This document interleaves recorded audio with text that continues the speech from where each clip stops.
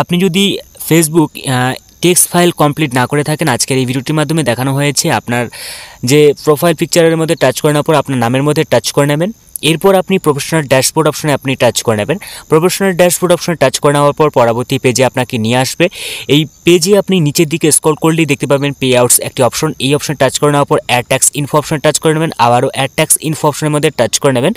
পরবর্তী পেজে আপনাকে নিয়ে আসবে। এখানে আপনার কন্টিনিউ টু রয়েছে, কন্টিনিউ অ্যাস বিপ্লব রয়েছে আমার নাম, এখানে আপনার নাম থাকবে। তো আপনি আবারও কন্টিনিউ অ্যাস এই অপশন টাচ করে নেবেন। কন্টিনিউ অ্যাস অপশন টাচ করে নেওয়ার পর আপনি এইখানে দেখতে পাবেন আপনার যে রয়েছে এখানে সব কিছুই থাকবে। তো আপনি নিচের দিকে আসলে নো অপশন টাচ করে নেবেন। আর ইউ ইউএস সিটিজেন, তো আপনি অবশ্যই নো। তো নিচেরটাও আপনি নো অপশনে টাচ করে নেবেন, নেওয়ার পর নেক্সট অপশন টাচ করে নেবেন। এরপর আপনি কান্ট্রি যে রয়েছে আপনি কান্ট্রি সিলেক্ট করে নেওয়ার পর আপনি নিচের দিকে নেক্সট অপশন টাচ করে নেবেন।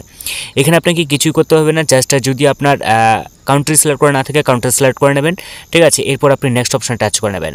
নেক্সট অপশন টাচ করে নেওয়ার পর আপনার যে বক্স রয়েছে বক্সের টিক দিয়ে নেওয়ার পর আপনার অ্যাড্রেস যদি ঠিক থাকে তো আপনি নেক্সট অপশন টাচ করে নেবেন। নেক্সট অপশন টাচ করে নেওয়ার পর পরবর্তী পেজে আপনাকে নিয়ে আসবে। পরবর্তী পেজের মধ্যে আপনাকে ডিজিটালি নয়, পরবর্তী পেজে তো আপনি এখানে 0% যে রয়েছে 0% অপশন টাচ করে নেওয়ার পর আপনি নেক্সট অপশন টাচ করে নেবেন।